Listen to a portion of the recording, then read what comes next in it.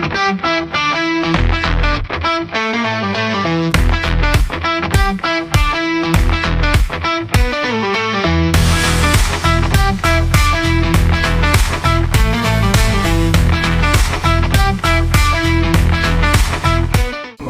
wabarakatuh. Perkenalkan, saya Saifuddin, dosen program studi sosiologi Fakultas Ilmu Sosial dan Hukum Universitas Negeri Makassar.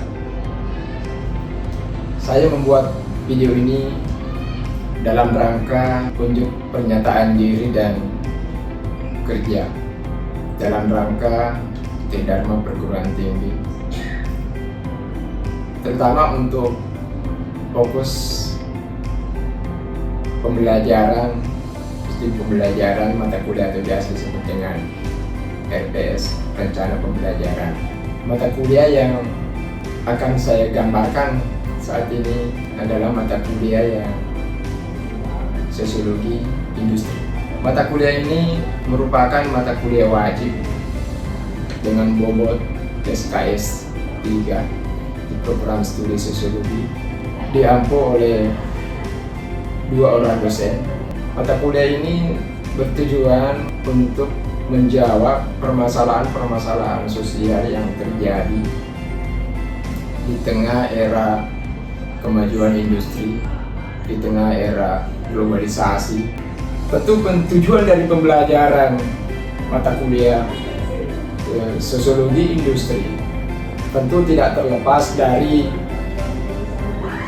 capaian mata kuliah atau biasa juga dipahami dengan CPMK, capaian pembelajaran mata kuliah, dan lebih spesifik biasa dijabarkan dalam bentuk sub CPMK. Biasa dijabarkan dalam bentuk CPMK. Ada beberapa CPMK. Salah satunya CPMK yang akan dicapai yang penjari ini adalah mahasiswa memiliki kemampuan di dalam menerapkan teori-teori klasik, teori-teori modern, teori-teori postmodern di dalam memecahkan persoalan-persoalan sosial akibat dari kemajuan industri. Ya, itu capaian itu CPMK-nya. Tentu sub CPMK dari CPMK itu tentu diharapkan mahasiswa lebih spesifik bisa membedakan kemudian menjabarkan kira-kira teori yang mana yang paling tepat dan masih relevan dipakai di dalam menganalisis persoalan-persoalan sosial akibat dari perkembangan industri. Ya, apakah bagaimana teori klasik misalnya memandang atau memahami persoalan itu. Kemudian postmodern. Ya, saya kira juga tidak semua teori-teori dalam sosiologi yang masuk dalam program teori-teori sosiologi modern atau postmodern itu bisa memberikan atau membantu kita menganalisis di dalam melihat persoalan-persoalan sosial ini. Ya, saya kira itu menjadi sangat penting. Untuk memperkaya kajian kita dalam pembelajaran sosiologi industri, kita menggunakan beberapa rujukan. Ada rujukan utama dan ada rujukan pendukung. Sebagai rujukan utama, pembelajaran kita menggunakan 4 buah buku. Yang pertama, buku yang ditulis oleh Anthony Giddens. Judul buku ini Kapitalisme dan Teori Sosial Modern. Dan yang kedua, buku wajib ditulis oleh Aan Ridwan dengan judul buku Sosiologi Industri, Transformasi Menuju Masyarakat Post-Industri. Buku ketiga yang dipakai adalah Sosiologi Industri yang ditulis oleh Manuputi dan kawan-kawan. Dan buku yang keempat ditulis oleh Schneider dengan judul buku Sosiologi Industri. Untuk melengkapi bacaan kita, pembelajaran sosiologi industri ini juga menggunakan rujukan buku. Dan ada beberapa buku yang dipakai, ada 3 buah buku yang dipakai. Beberapa bacaan ini sudah tertulis dan terlampir di dalam rencana pembelajaran studi dalam RTS. Mata kuliah ini akan disajikan dalam bentuk kajian dalam pertemuan 14 kali pertemuan. Pada pertemuan pertama sampai ke-7 itu dibekali dengan kajian-kajian awal berupa pengenalan mata kuliah ini, pengenalan sosiologi industri, termasuk ruang lingkup sosiologi industri. Kemudian diteruskan dengan bagaimana memahami persoalan-persoalan sosial di tengah-tengah masyarakat akibat dari perkembangan industri. Kemudian dilanjutkan dengan pengenalan teori-teori yang akan dipakai sebagai isu analisis di dalam memecahkan persoalan. Ada 3 ruang teori yang di dalam sosiologi itu dipahami. Pertama dipahami dalam bentuk sosiologi klasik, teori-teori sosiologi klasik. Bagaimana teori-teori sosiologi klasik memahami dan menjabarkan persoalan sosial di era industri, apa masih ada relevansi atau tidak ada lagi relevansi. Kemudian teori-teori sosiologi modern sampai pada teori-teori sosiologi yang postmodern. Ketiga teori ini diharapkan bisa dibekali oleh mahasiswa di dalam rangka bagaimana memecahkan persoalan-persoalan sosial di tengah-tengah masyarakat yang diakibatkan oleh kemajuan industri. Sampai pada separuh pertemuan mendapat dampak yang nyata di tengah masyarakat oleh perubahan atau kemajuan industri itu adalah keluarga. Ya.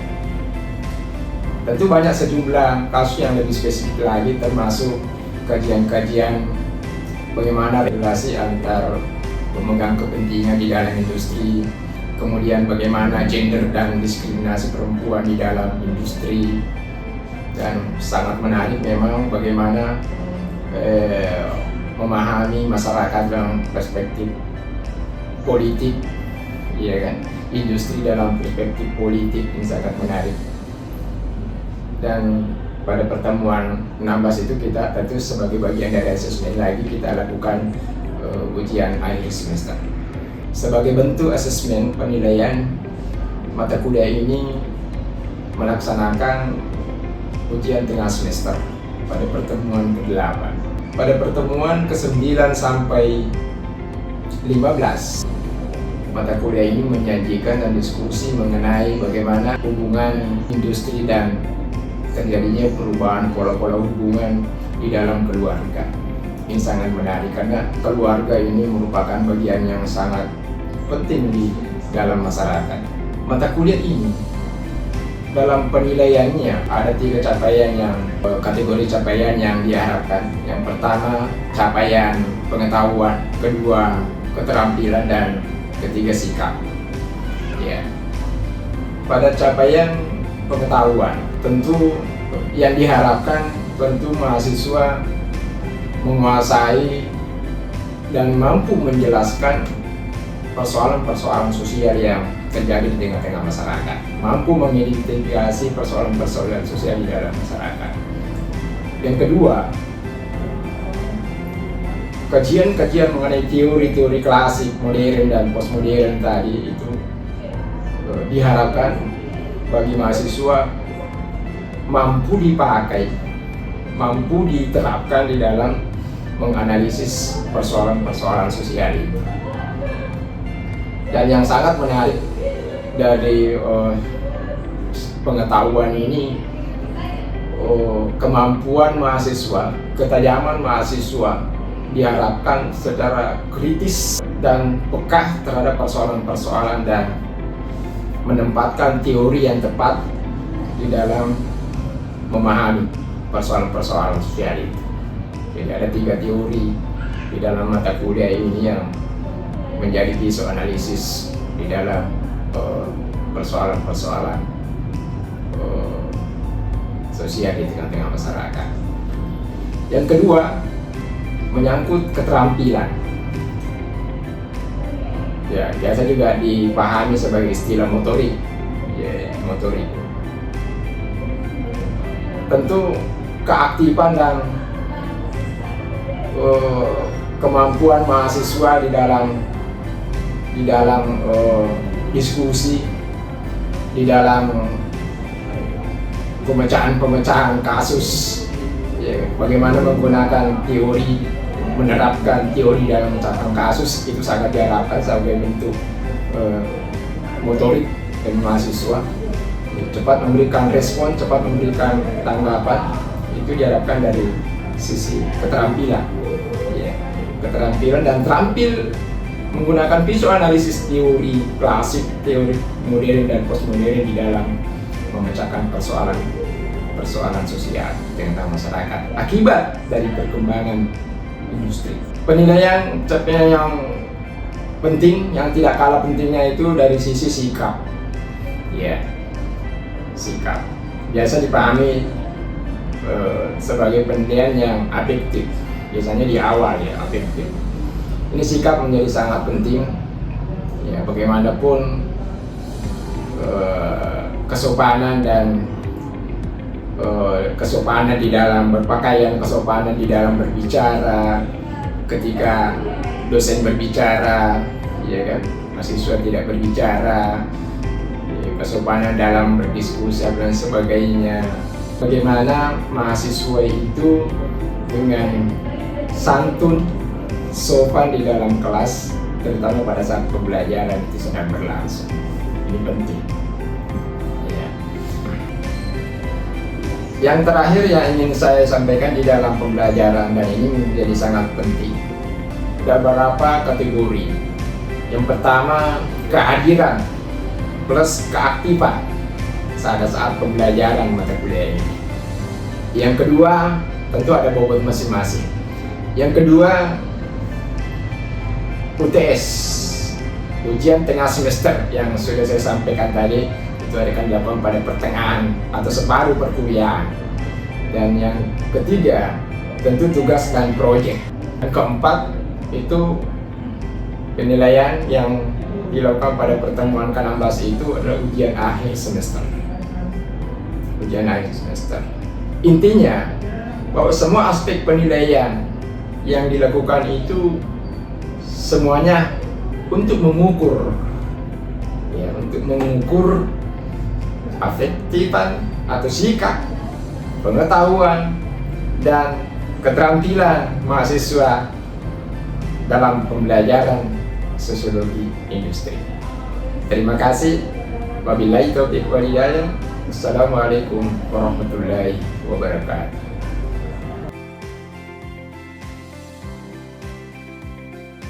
Assalamualaikum warahmatullahi wabarakatuh. Bagaimana kabar semua? Baik. Alhamdulillah. Semoga kita hari ini sehat-sehat. Sebelum kita mulai melanjutkan perkuliahan kita pada hari ini, mari kita berdoa sesuai dengan keyakinan kita masing-masing. Al-Fatihah. Doa selesai. Sebagaimana kebiasaan kita sebelumnya, saya mungkin perlu mengabsen dulu. Ya. Saya perlu mengabsen dulu karena ini juga bagian daripada proses pembelajaran kita. Kehadiran Anda perlu dimonitor terus, ya, karena itu akan mempengaruhi asesmen kita di dalam pembelajaran, terutama penilaian di akhir pembelajaran nanti. Pirsa, Sultan, Abraham, Andini, Ayu, Gita, Sulaiman, Yusuf, ada Yusuf,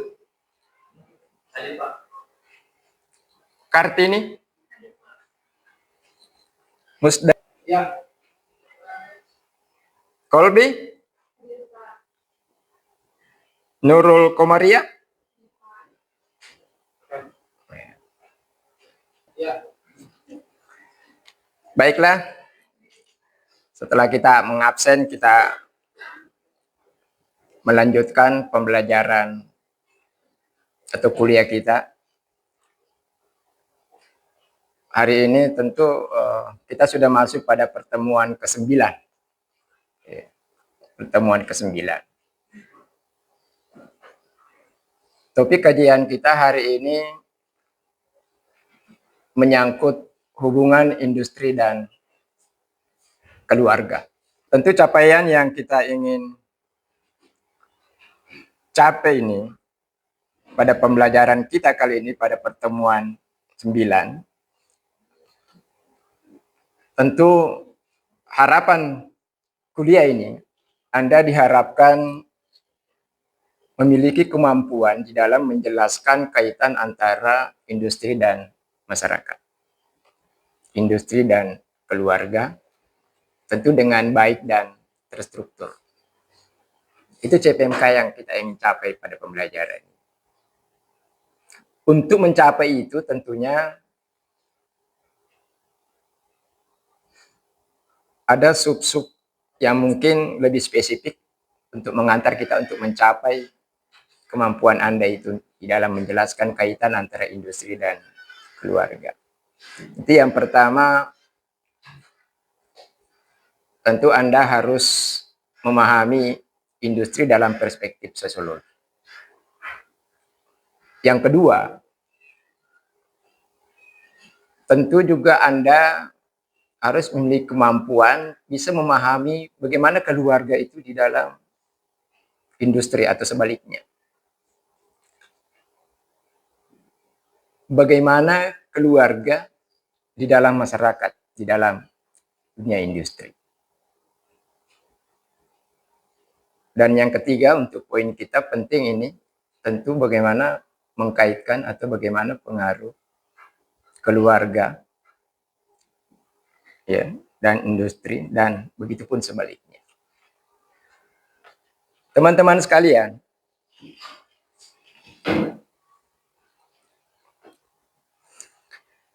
tentu untuk memahami dengan baik dan struktur mata kuliah ini atau pembelajaran kita ini kali ini, tentu saya ingin merekol kembali sebenarnya apa dan apa kemudian manfaat daripada pembelajaran kita hari ini. Mengapa kita mengkaitkan masyarakat dan industri dan kehidupan keluarga? Apa manfaatnya? Atau apa manfaatnya kita belajar sosiologi industri? Ya, apa manfaatnya kita belajar sosiologi industri? Teman-teman sekalian, dalam perspektif sosiologi, saya kira sosiologi itu adalah salah satu cabang, sosiologi industri itu adalah salah satu cabang disiplin sosiologi yang tentu banyak mempelajari masyarakat. Bagaimana mengkaji fenomena-fenomena sosial pada masyarakat, tentu dalam kaitannya dengan kegiatan industri. Yang kedua, Anda mungkin rasakan, ya, atau mungkin bagian daripada bagaimana industri itu di era modern saat ini, itu mempengaruhi kehidupan kita, mempengaruhi kehidupan keluarga di tengah-tengah masyarakat. Ya. Kenapa? Karena kehidupan industri itu memberikan banyak perubahan sosial yang terjadi di dalam masyarakat. Keluarga mungkin salah satu bagian yang merasakan dampaknya dari kehidupan industri. Apalagi di era modern saat ini. Perubahan sosial yang diakibatkan oleh kemajuan industri itu tentu banyak memberikan perubahan pada masyarakat, khususnya pada kehidupan keluarga. Teman-teman sekalian, pembelajaran pada pertemuan ke-9 kita kali ini, lebih spesifik sebenarnya, secara umum kita ingin memahami apa sebenarnya kaitan antara masyarakat dalam hal ini bagaimana kehidupan keluarga dengan kegiatan industri di dalam masyarakat. Kuliah ini sosiologi industri. Kalau mencoba mengkaitkan industri dan keluarga, tentu ada dua bidang yang Saya kira kalau kita bicara industri dan keluarga, tentu dua istilah yang terpisah tetapi berkaitan sebenarnya. Kalau kita bicara tentang keluarga, ya, dalam perspektif sosiologi, saya kira bukan hal yang baru lagi bagi kita. Saya kira itu sudah dijelaskan pada pertemuan sebelumnya. Teman-teman sekalian, ini saya cuma merekol kembali, membongkar kembali, untuk mengingatkan kembali Anda. Ini nanti secara mendalam, lebih spesifik kita akan kaji bagaimana kita melihat perubahan pola-pola hubungan ini dengan kehadiran industri. Jadi pertemuan ke-8 minggu kemarin itu kita bicara banyak tentang keluarga. Ya, keberlanjutan itu kemarin, hari ini kita mau mencoba memahami. Kalau minggu kemarin kita belajar tentang bagaimana pola-pola hubungan yang terjadi dalam keluarga itu.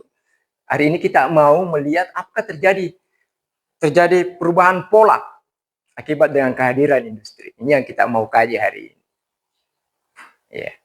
Teman-teman sekalian, sosiologi industri lebih spesifik mencoba memahami bagaimana kaitannya dengan keluarga. Kalau kita menggunakan kacamata Marx, kapitalisme itu menciptakan kesenjangan. Makanya Marx selain menciptakan kesenjangan, kapitalisme juga itu menciptakan alienasi.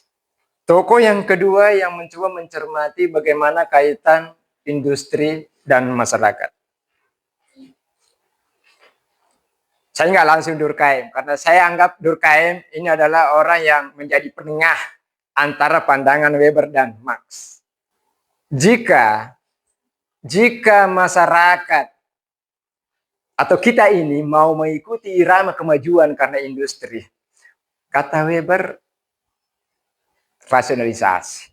Berpikirlah rasional. Rasionalitas yang dikedepankan. Jangan berpikir feodal. Ya, ini solusi. Ya, kalau memang kata Marx bahwa ini tidak bisa dihindari, kelas-kelas dalam masyarakat tidak bisa dihindari, alienasi tidak bisa dihindari, pasti terjadi. Ya. Lalu apa yang harus dilakukan? Weber mengatakan satu-satunya jalan adalah masyarakat harus rasional. Antara Marx dan Weber hadirlah Durkheim. Saya kira Durkheim juga bukan hal yang baru bagi kalian. Durkheim juga sangat bagus sekali sebenarnya. Kata Durkheim, yang paling diuntungkan adalah bagaimana masyarakat ini dipahami sebagai satu kesatuan yang utuh, fungsional, saling menghargai, saling memahami. Itu kata Durkheim. Makanya kenapa saya simpan Durkheim di belakang? Karena dia menjadi pendengar dari dua kutub yang berbeda di dalam melihat perubahan sosial yang terjadi dalam masyarakat. Oke teman-teman, sebelum saya lanjut, ada yang ingin mau disampaikan? Ada yang kurang jelas? Ada yang mau dikritisi? Silakan. Terima kasih atas kesempatan yang telah diberikan. Di sini saya mau bertanya Pak mengenai apa dampak kemajuan industri bagi keluarga. Menarik sekali pertanyaannya. Ya. Saya kalau ada pertanyaan seperti ini, saya sudah yakin bahwa yang bertanya ini paham apa yang sedang kita bicarakan hari ini. Menarik sekali pertanyaan. Jadi intinya dari dua pendapat itu sangat kita memahami bahwa apa kata Marx tentang terjadinya keterasingan, ya, terjadinya alienasi. Saya kira faktanya banyak terjadi di tengah-tengah masyarakat. Ya. Bagaimana anak merasa tidak dipeduli lagi, ya, karena kesibukan orang tua. Waktu orang tua banyak dihabiskan di luar bekerja, kemudian anak merasa terasing. Ya. Mungkin bagus barangkali kita membentuk kelompok kecil-kecil dulu sedikit, ya, bentuk kecil sedikit, ya. Jadi mungkin sekitar 4 saja, buat sedikit jadi, ya. Sekarang buat kelompok 1 bicara tentang kesenjangan, ya, terjadi kesenjangan pendapatan suami istri, ya. Ini penting. Kemudian kelompok 2 bicara tentang bagaimana pola asuh, ya kan? di dalam keluarga. Dan yang ketiga, long distance ya, komunikasi yang dan hampir tidak pernah lagi ada komunikasi dalam keluarga akibat daripada kemajuan. Kelompok 4 itu bicara tentang bagaimana status sosial dan ekonomi keluarga dalam risiko terjadinya konflik. Tentu nanti saya berharap ketika kajian sesuai dengan topik yang dipilih itu, tentu saya berharap nanti ada satu kelompok yang melakukan persentase hasil skripsinya dengan menjawab sedikit pertanyaan tentang supaya bagaimana sebenarnya, pertanyaan besarnya adalah yang mewakili kelompok nanti itu, pertanyaan besarnya bagaimana sebenarnya realitasnya yang terjadi. Oke, silakan saya kira. Ya. Ya, masalah kesenjangan. Betul, ini sangat menarik sekali. Silakan Anda diskusikan kira-kira apa yang Anda mau diskusikan di situ. Ya. Kedua, pola asuh ya. Pola asuh, ini juga sangat menarik dan bagus. Tentu terjadi banyak perubahan pola asuh, ya, akibat daripada orang tua bekerja dua-duanya, atau salah satunya bekerja, tapi Oke. Setelah kita selesai berdiskusi, diskusi sudah selesai semua? Ya. Oke, saya kira saatnya saya berharap ada yang bisa mewakili kelompok untuk menyampaikan hasil diskusinya. Atau saya pilih saja barangkali ya. Saya minta kelompok 1 ya. Kita minta kelompok 1 dengan topik kesenjangan pendapatan suami istri dalam keluarga akibat dari kemajuan industri. Silakan. Siapa yang mewakili kelompok 1? Oh, Pirsa. Silakan Pirsa. Ya. Oke, jadi terima kasih atas kesempatan yang diberikan oleh Bapak Syafruddin. Jadi tadi dari hasil diskusi yang kami lakukan mengenai tentang kesenjangan pendapatan antara suami dan istri, di mana ini juga sebenarnya berdampak dari akar awal di mana sosiologi industri itu mempengaruhi perubahan hubungan sosial, terutama dalam kesenjangan pendapatan. Nah, kenapa kesenjangan pendapatan di sini berpengaruh? Dikarenakan kenapa suami istri bisa dilihat pada basicnya. Kan ada yang dikatakan sebagai sistem kapitalis, di mana juga mempengaruhi pekerjaan, di mana pria di sini lebih ditekankan untuk bekerja, sehingga ada kesenjangan pendapatan antara suami dan istri, di mana suami bertanggung jawab untuk menafkahi keluarga dan juga rumah tangganya, di mana hal ini juga yang menekan suami untuk lebih mendapatkan pekerjaan, sehingga mau tidak mau itu menjadi suatu sebagai sistem yang sudah berjalan di dalam rumah tangga itu. Seperti itu bisa saya. Baik. Kasih aplaus. Cukup jelas ya? Cukup jelas. Ada yang mau bertanya? Cukup jelas. Cukup jelas. Ada yang bisa? Ya, saya minta siapa saja kelompok yang siap. Apa ada yang silakan? Ya, saya pamit dari tadi terkait dengan penjelasan tentang sosiologi industri dalam perspektif Marx, bahwasanya kegiatan-kegiatan industrialisasi tersebut itu kemudian menghasilkan dampak kepada keluarga tadi yang sudah disebutkan. Saya kira fakta yang terjadi di tengah masyarakat kita, tidak sedikit keluarga menjadi berantakan keluarganya, ya kan? Akibat karena kesalahpahaman apa dan sebagainya. Pembelajaran kita hari ini cukup ya. Tapi sebelum kita mengakhiri perkuliahan ini, saya ingin memberikan sedikit statement close tentang pembelajaran kita hari ini. Satu hal yang sangat menarik sebenarnya, masyarakat kita tentu tidak semua mampu mengikuti irama kemajuan. Alfred Toffler pernah mengatakan future shock. Nanti ada era nanti masyarakat menghadapi namanya future shock, mengalami stres berat. Siapa itu? Ternyata itu adalah mereka yang tidak mampu mengikuti irama kemajuan itu.